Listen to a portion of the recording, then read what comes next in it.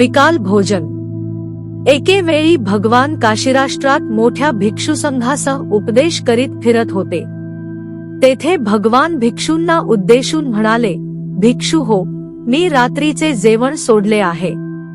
यायोगे माझ्या शरीरात व्याधी कमी झाली आहे, जाड कमी झाले आहे, अंगी बळ आले आहे आणि चित्ताला स्वास्थ्य मिळत आहे।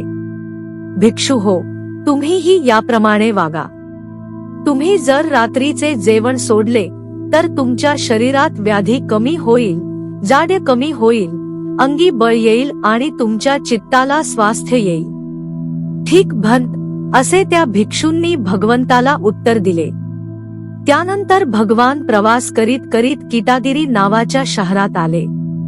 तेथे अस्सजी, अश्वजित आणि पुनर्वसुक नावाचे 2 भिक्षू राहत होते।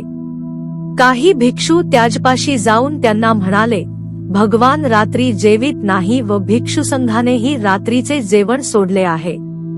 तुम्ही याप्रमाणे रात्रीचे जेवण सोडले तर तुम्हालाही बरे वाटेल। त्यावर अस्सजी आणि पुनर्वसुक म्हणाले, बंधू हो, आम्ही संध्याकाळी जेवतो, सकाळी जेवतो, दुपारी जेवतो आणि 2 प्रहर उलटून गेल्यावरही जेवतो। येणेकरून आमच्या शरीरात व्याधी कमी होते, जडता कमी होते, अंगी बळ येते आणि आमच्या चित्ताला स्वास्थ्य वाटते। तर मग हातचे सोडून पळत्याच्या पाठीमागे आम्ही का लागावे? ही गोष्ट भगवंताला समजली तेव्हा त्याने त्या दोघांना बोलावून आणून चौकशी केली इत्यादी। यावरून असे दिसून येते की भगवंताने आरंभी रात्रीभोजनाचा तेवढा निषेध केला असावा आणि संघातील बहुतेक भिक्षूंना ही गोष्ट पसंत पडल्यामुळे हा नियम सर्वसंमत झाला असावा। एकदा उदाई भगवंताला म्हणतो, धन्त, एकांतात असताना माझ्या मनात असा विचार आला की भगवंताने पुष्कळशा दुःखकारक गोष्टी आम्हापासून दूर केल्या आणि पुष्कळशा सुखकारक गोष्टी आम्हाला प्राप्त करून दिल्या। धन्त, आम्ही पूर्वी संध्याकाळी, सकाळी, दुपारी आणि दुपार होऊन गेल्यावरही जेवित होतो। अशी एक वेळ होती की भगवंताने भिक्षूला दिवसा अवेळी जेवण्याची मनाई केली। त्यावेळी मला फार वाईट वाटले। श्रद्धाळू गृहस्थ दिवसा बिकाळी आम्हाला खाण्यापिण्याचे जिन्नस देतात, त्यांचीही भगवान मनाई करीत आहेत हे मला आवडले नाही। परंतु भगवंतावर असलेल्या प्रेमामुळे, भगवंताच्या गौरवाने, लज्जा आणि लोकापवाद भय जाणून दिवसा विकाळी खाणे आम्ही सोडून दिले। पण आम्ही सकाळी व संध्याकाळी जेवित होतो। त्यानंतर भगवंताने रात्री भलत्याच वेळी खाण्याची मनाई केली, तेव्हाही मला वाईट वाटले।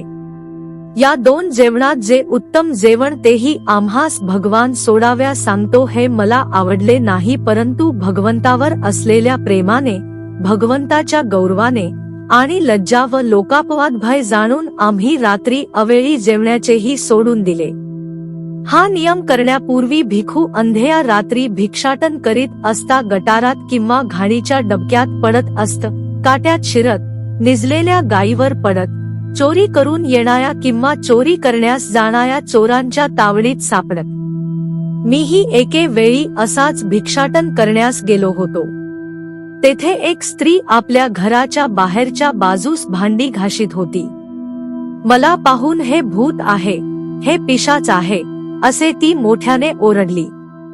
तेव्हा मी तिला म्हणालो, भगिनी, मी पिशाच नाही, मी भिक्षू आहे व येथे भिक्षेसाठी उभा राहिलो आहे। ती म्हणाली, करे भिक्षू, तुझी आत्या मरो, माता मरो, कसायाच्या तीक्ष्ण सुरीने तुझे पोट कापून काढलेले चांगले, पण अशा अंधेच्या रात्री तुला हे भिक्षाटन करणे चांगले नाही।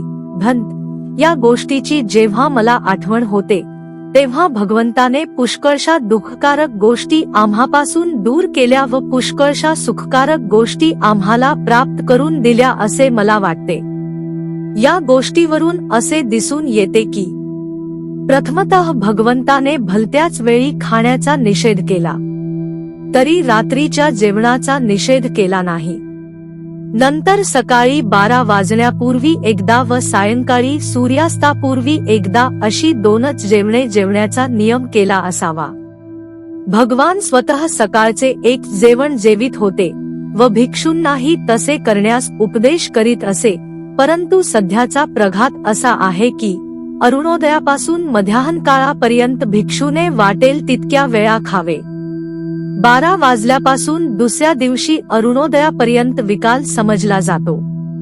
सप्तस्वर्गीय भिक्षू 12 वाजल्यानंतर खाण्याचे पदार्थ खात, त्यामुळे हा नियम करावा लागला असे विनयग्रंथात सांगितले आहे, परंतु विनयाचा आणि सुत्तपिटकांतील वर दिलेल्या उतायांचा स्पष्ट विरोध दिसून येतो आणि विनयाच्या अशा प्रकारच्या कथा मागाहून रचल्या गेला असाव्या हे उघड होते.